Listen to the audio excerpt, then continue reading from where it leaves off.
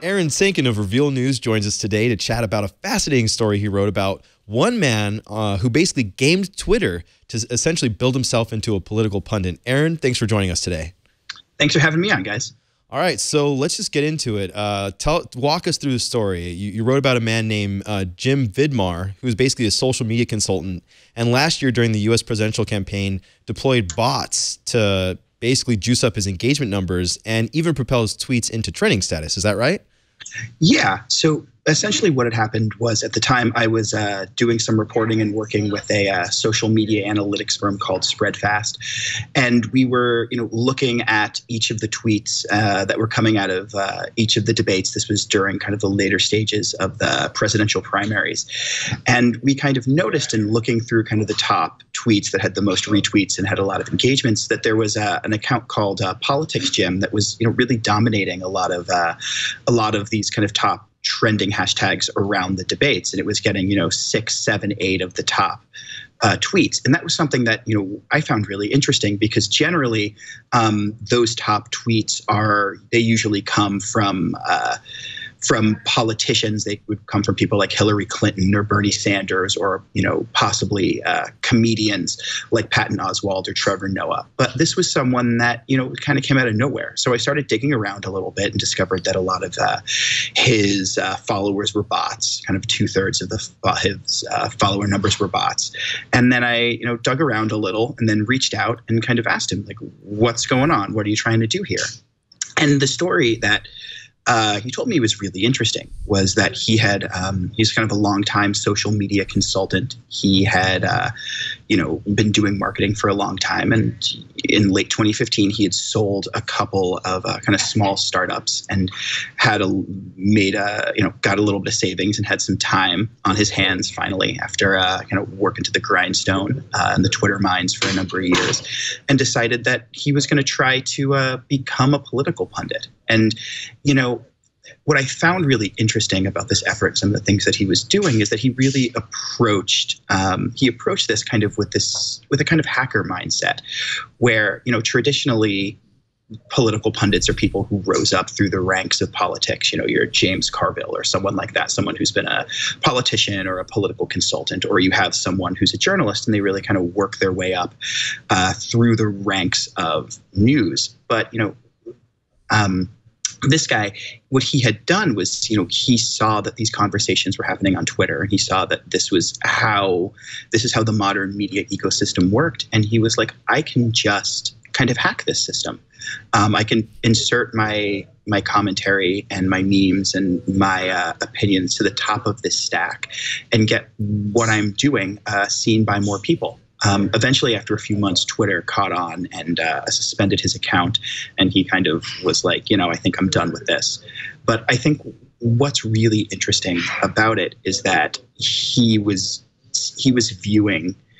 had, with kind of a pretty clear view and understanding of how the modern media ecosystem works and how it's largely dependent on a lot of these social media platforms, and that if you understand how the platforms work, and if you use their algorithms and their systems to your advantage, you can kind of bend them to your will a bit. And I think that's something that we saw in another way with Trump himself. So you mentioned a few moments ago about verifying these bots. How exactly do you verify that? I know I've seen bots on Twitter. I'm sure everybody has seen obvious bots on Twitter. But when you're talking about the numbers that you're talking about that were lifting this guy up, how do you verify all those bots that they are those?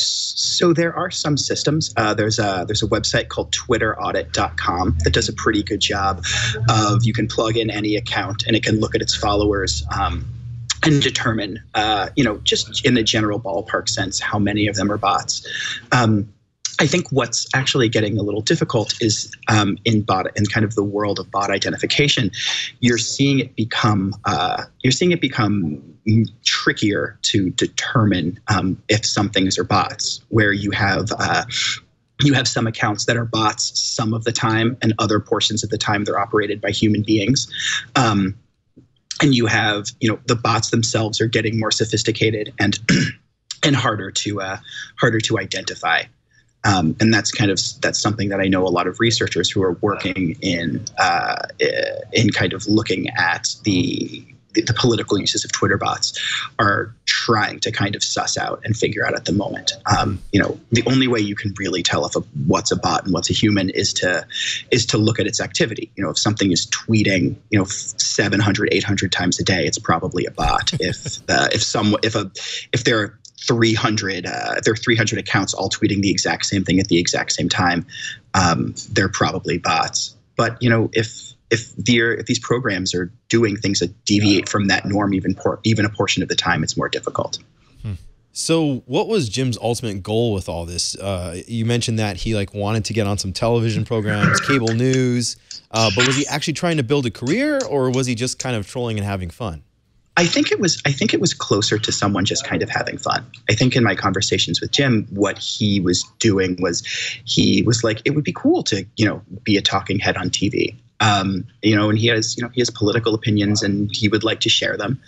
But I don't think that he was kind of actively trying to sell himself as a product. And that was one of the things that he mentioned to me in one of our conversations, was that, it was easier for him to do this because he wasn't selling a product. He wasn't getting, his tweets weren't getting flagged as often. They weren't getting reported as often as when bots are kind of obviously shilling for a product. Maybe, if you see a Twitter account and it's clearly a robot trying to sell you some sketchy prescription medication, you're probably going more likely to report it.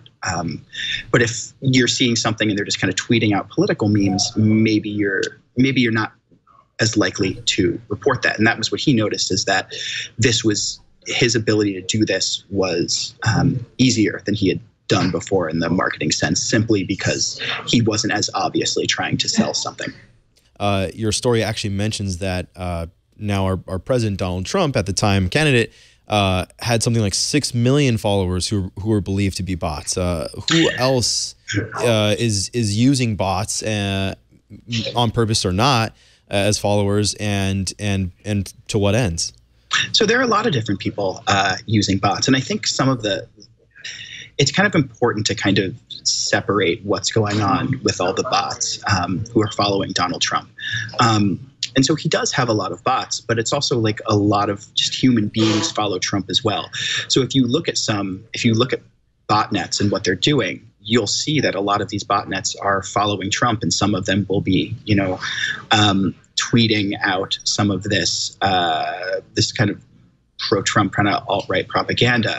But at the same time, a lot of those same bot networks will also be tweeting out marketing stuff. So I think if you have a botnet and the primary reason that you're using that botnet is for marketing and is to, make some money for your marketing clients, to follow a very, very popular person who generates a lot of activity with each and every tweet, and tweeting out what Donald Trump says in articles about Donald Trump, that's a good way to kind of blend in with the crowd, because that's what I do as a reporter. That's what millions of people around the world do when they're using Twitter. They're talking about Trump and they're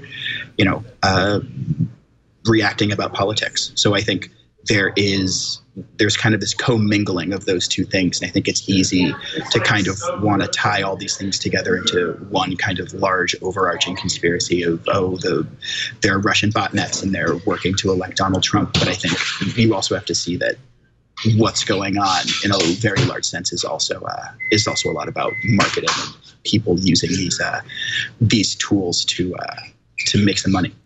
Yeah, and I mean, this isn't just isolated to Twitter either. It seems like this is a greater problem around social media in general, is that, it can be very difficult to know exactly who is behind that username. Is it a real person or is it not? Has it been cleverly programmed to seem like a real person? It's like we're living this perpetual Turing test in social media, which makes me kind of ask the question about social networks in general. If this is such a huge fault of them, is this like the replacement for aerial propaganda leaflets of days old? You know what I mean? Like, it's such a great way to spread a message and make sure that just through sheer network effect, make sure that it distributes itself down the line, and it may have not even come from an actual person. And I think one of the other things that when I spoke to Jim, one of his comments, which I think is also kind of right on, is that just because you have a network of bots that are tweeting out a particular message or tweeting out a particular article or particular image, that doesn't necessarily mean it's going to resonate particularly strongly. Yeah, that's true.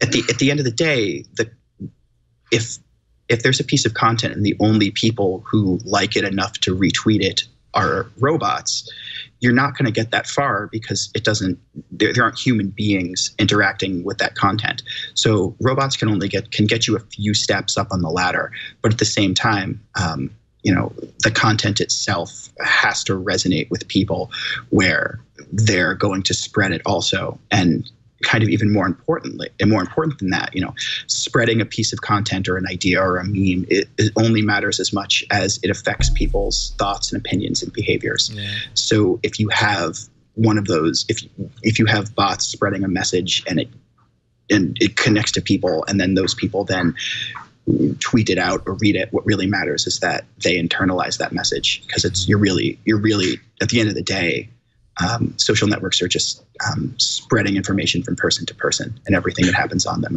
are tools to do that. And some seem more natural and legitimate, and some may seem kind of sketchy, but ultimately, it's just one person's connection to another. Mm-hmm. So we're obviously talking about that all this through the lens of politics, but your story also mentions that there are some roots in this in online gambling. Take us through a little bit of where this all got started and where else bots are being used.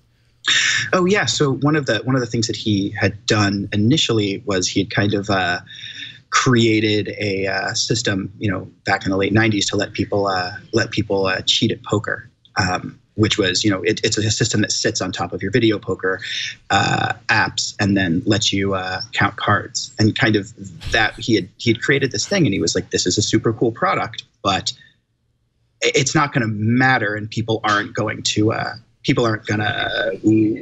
buy it and use it if they can't, if they don't know about it. So that was his kind of initial foray into being like, I need to think about marketing. And since he already really kind of thought like a hacker, of someone who was ready to build around technical systems and try to figure out the cracks in them, try to, bend them to his will, and kind of combining that with an idea of what marketing is, and trying to spread a message. That's kind of where the genesis point of where a lot of this came from. Awesome. Well, great. Thank you so much for joining us, Aaron. Really appreciate your time. Where can people find you and your work online? Yeah, so you can find my work at revealnews.org.